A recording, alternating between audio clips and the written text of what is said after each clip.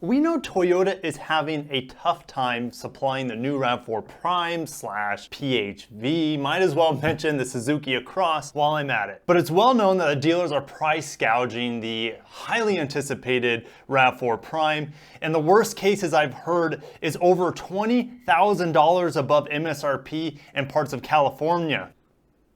This low production in its initial year for the Prime is a direct result of low battery supply for Toyota. Is there really a lack of batteries, or are they just too focused on margins so they don't overpay on the first year's supply? But today we got some more devastating news about the Harrier in Japan, which is really the same as the newly announced Venza here, which this was a first generation Harrier, the RX 300. Toyota somehow took 15 times more orders on the Harrier in Japan than they initially expected. And in today's video, I'm going to dive deep into the supply crisis as much as I can and give you my thoughts on the effects of this shortage. Welcome back, Luxurious Sleep. My name is Kirk if you're new, and this channel is dedicated to Japanese autos, so subscribe, hit the bell icon, and let's get into this fiasco. So Motor One first brought this to my attention with the headline, 15 times more orders than the Venza Harrier really than expected. And I'm like, you know, I gotta get it straight from the source. I'm going to Japan for this one. So we're over at MagX. Okay, Google Translate, where's my English? There we go, scoop.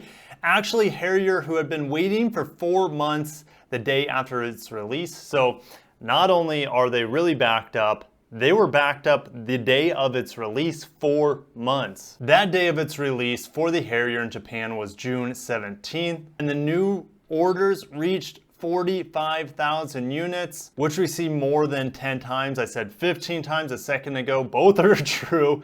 The monthly sales targets of 3,100 units. As a result, the starting pre-order reservations at dealers nationwide in accordance with the announcement of the vehicle was on April 13th. And since then, there's been a 4-month wait, like I said, starting in June 17th, but the orders started coming in April 13th. At the time of June 18th, the precarious Black P, so that is a particular package in Japan with the dimming panoramic moonroof. So I would say this is probably the top in spec. So you're not gonna be able to see these until late October. And if you want the leather seats, you're not gonna get that till November. The hybrid vehicles, mid-November or later. Then it says other models, maybe October. So with the Rav4 hybrid, plug-in hybrid, and PHV, which is the same thing as a Prime, the production of the dry batteries has not caught up and orders have temporarily stopped. If you haven't seen my video on the Rav4 Prime canceling pre-orders in Japan, make sure to watch that. That will get you up to speed and just kind of fill in the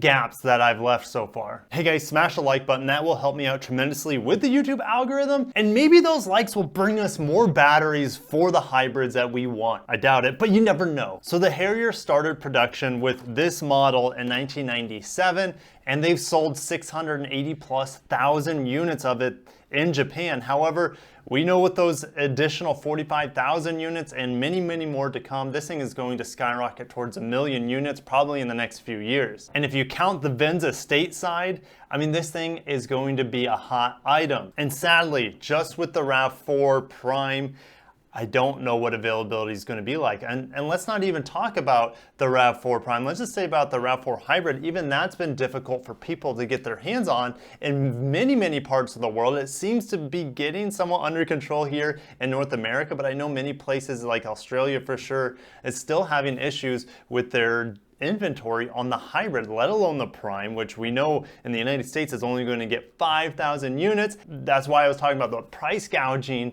at the beginning of this video. 20,000 units for the Rav4 Prime in the second year for North America. So what is going on? Why is there a huge jump in batteries from year 1 to year 2? It's like they had that planned from the get-go, and it's tough to see the Venza now be affected / Harrier be affected by this battery supply as well. And is it really just a shortage of batteries? Or like I said earlier, is Toyota not owning up or buying the batteries? Because here's the thing, this is potentially a new battery technology. Of course, they're lithium ion, but they could be the LFP batteries by CATL, and these batteries are going to be in hot demand. they're some of the best lithium-ion batteries that you can currently buy. And I think those are the battery type and battery quality that is in the Rav4 Prime.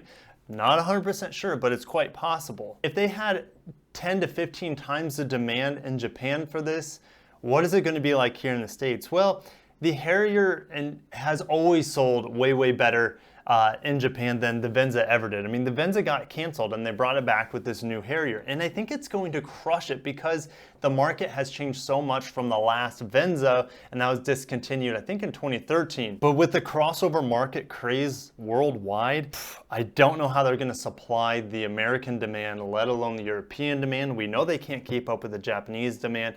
And realistically, the Japanese demand is going to be higher.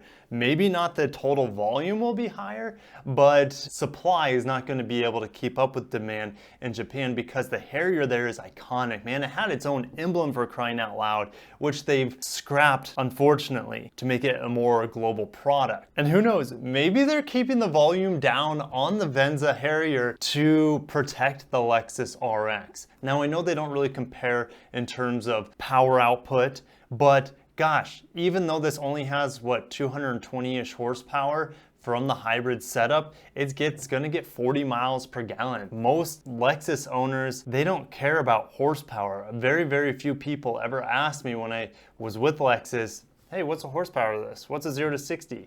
Lexus buyers don't really care about that as much as like BMW buyers or Tesla buyers nowadays. It's all about that 0 to 60. Lexus buyers want comfort, they want reliability, low cost of ownership with extreme comfort. And I think I already said that, but I mean, look how well these seats have aged in this 98 RX. I mean, tell me about comfort and quality there. So could it be to protect the RX? I don't think so, because even let's say a year from now when they're able to meet that demand, maybe if they're able to meet that demand, I'm not very optimistic about it, the new RX still won't be out by then. The new RX probably won't be out till, 2023 at this point in time. That's my gut feeling. And that's really too long. I really hope it comes in 2022 as a 2023 model year, just a year after the new NX hits the market. I'm not very hopeful with the Lexus product refreshing cycle, or whatever you want to call it. Now, here's the thing. There's no doubt that the Venza is going to take a significant market share. How much is yet to be seen, but it will take a significant market share away from the Lexus RX worldwide if the supply is there. We know that the RX is never going to be short in supply, but the Venza could definitely take a chunk out of its market and its volume. And how do I know this? Well, they're both two-row SUVs. They're both 5-seaters. They're similar in size. The thing is, the Venza / Harrier has better technology. It has that sweet frosty sunroof. It has a digital mirror. It has a huge upgraded heads-up display. It has the same 12.3-inch touchscreen. So in terms of technology, the RX is beat. In terms of comfort, I don't know. I haven't sat in a Venza yet, but I would say it would be somewhat close when you're comparing high-end to high-end. Yes, will the RX be a little bit quieter? More than likely. And what about fit and finish? Will that be better on the Lexus? Yeah, probably, but most people can't tell that anyways. And before I let you guys go, because I can talk about Toyota, Lexus, battery supplies all day long, I want to show you a new logo that Toyota just came out with, and get ready for your minds to be blown here. So we're over at the Toyota Europe newsroom. Toyota introduces its brand new design across all communications. Introduces a brand new logo. Where is it at? Where is it at? Is that it? No, that can't be it. That's a logo we currently have. Yes, this is the new logo. It is just a flat 2D version of the Toyota logo that's outgoing. And this seems to be a trend lately. Let's see what other brands have been doing this. Oh look, Nissan's new logo that they just announced, I believe it was the Aria announcement, they just changed the logo and it looks really good. And here's the new Volkswagen logo. Old logo, new logo. It's just a flat. This looks like a Westinghouse logo, which is a TV brand here in the States. So I don't know why the automakers are all on this, new, simple, minimalistic logo to bring in a new era of mobility.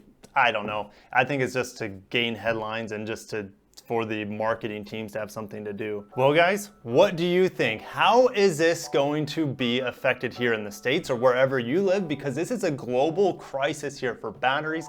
Is it going to get better or worse in the coming years because the demand for not only electric, fully battery electric vehicles, but hybrids is skyrocketing as well? And like always guys, I cannot wait to see you in the comments. Thank you so much for watching. I'll catch you guys in the next video, and until next time, peace out.